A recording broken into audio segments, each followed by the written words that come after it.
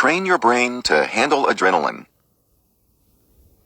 The ability to handle stress and the acute form of stress, panic, is an incredible skill to have, one that can literally be life and death in the case of a dangerous situation like a violent encounter or a sudden medical emergency. It's also a skill that few possess because training for true panic is surprisingly difficult. The following technique is a simple training method employed by some self-defense schools to teach their students the feeling of panic and to allow the body to become accustomed to the sensation. The truth about panic and training for adrenaline. Adrenaline is a wonderful thing. It enables us to be alert and focused. It instantly wakes up the body in an unexpected situation, and it can stimulate muscles beyond their normal capacity. Heck, adrenaline can even save lives when injected for allergic anaphylaxis. As a peanut allergy sufferer, this one is particularly appealing.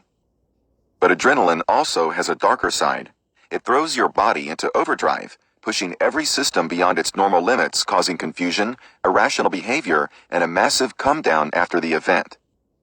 In self-defense or sudden stress terms, adrenaline gives us clarity and focus in a violent encounter and enables us to fight harder, run faster, or last longer than usual, but at a cost.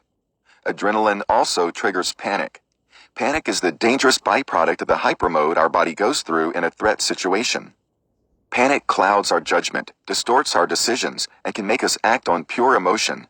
This can be especially dangerous when we are angry or around the vengeful feelings that could easily occur after a sudden violent incident.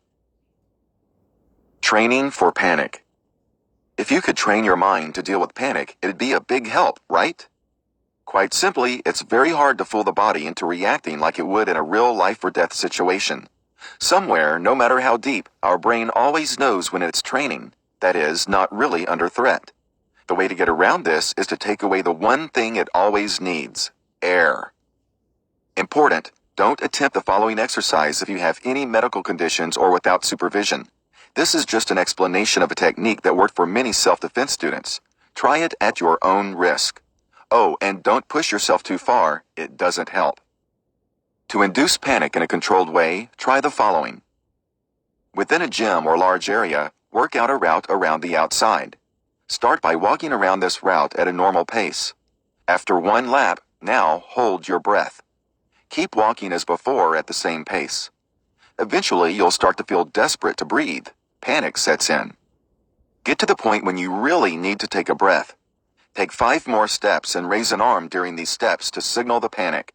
After the 5 steps, breathe normally and relax. During this last part, your body is experiencing panic, or as close to the real thing as you can get. The desperate need for air triggers the adrenaline and all the associated reactions with it. If you can learn to control this sensation, relax your body and mind, you can eventually control the panic reaction. The exercise can be ramped up by jogging or even practicing hitting a focus pad for a short period while holding your breath. Here's a top tip. Don't do it until you pass out. This can cause long-term damage.